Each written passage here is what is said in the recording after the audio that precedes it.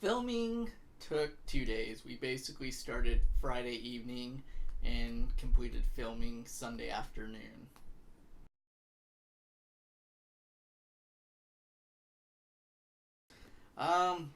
The techniques that were used for moving the puppets is we had an Ollie's sister body, which was cut in half with a rod going through the middle. So we placed a head on the rod, and we had a puppeteer puppeteering the arms. Well, one puppeteer was moving the head, and I think maybe a third puppeteer was moving the body a tad. Technically, we did not use any rods in filming or animatronics.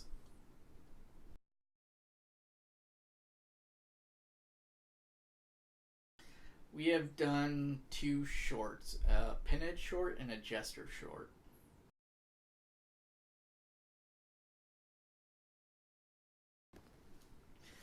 We could not find a leech woman for her film, so we decided to leave her out. We're currently working with someone at the moment who will be providing us a leech woman for the second film.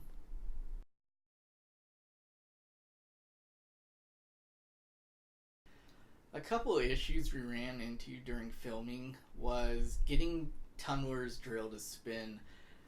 We basically did the same method as puppeteering the puppets. So we had Tunler's head with the dowel running through it connected to the drill. So every time we would spin the drill, his head would turn really sharply. And it was just trying to get that movement without the head turning and completely doing a spin.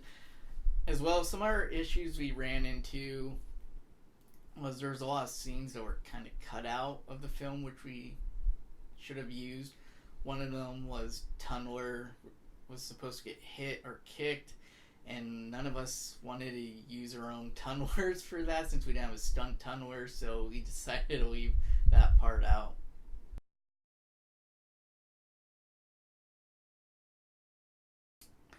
Torch we decided to put in the end because we wanted a flame effect, and we figured during the daytime we could not do that. A lot of the filming was shot at night though, but Torch was kind of our mysterious character that would show up at the end.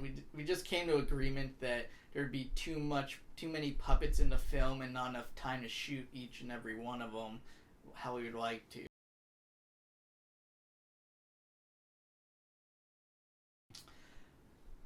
We had a 6-shooter which was supposed to be in the film, but he was not complete at the moment.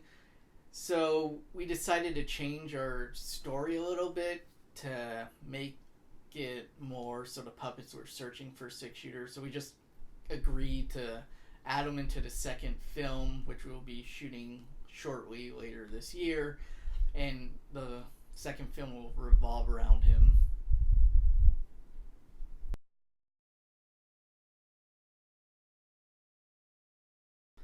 The hardest scene to film was probably hitting Blade with a baseball bat.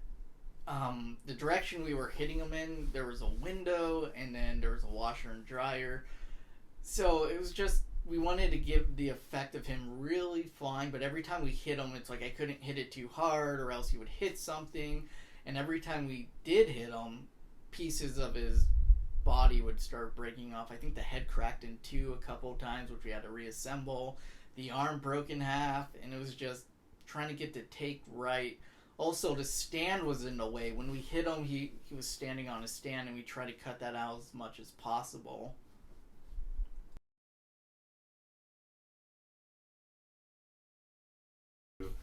The cast and crew consisted of 5 people. We had 4 puppeteers and 1 actor.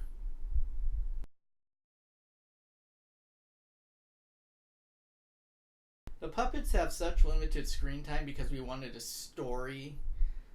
We didn't want to pull a little Reich and just have like bloodshed right away. We actually wanted to develop a story and then have the puppet show up later and make it more suspenseful. I know that our film might have been a little slow in the beginning, but we're trying to build up the story for part 2.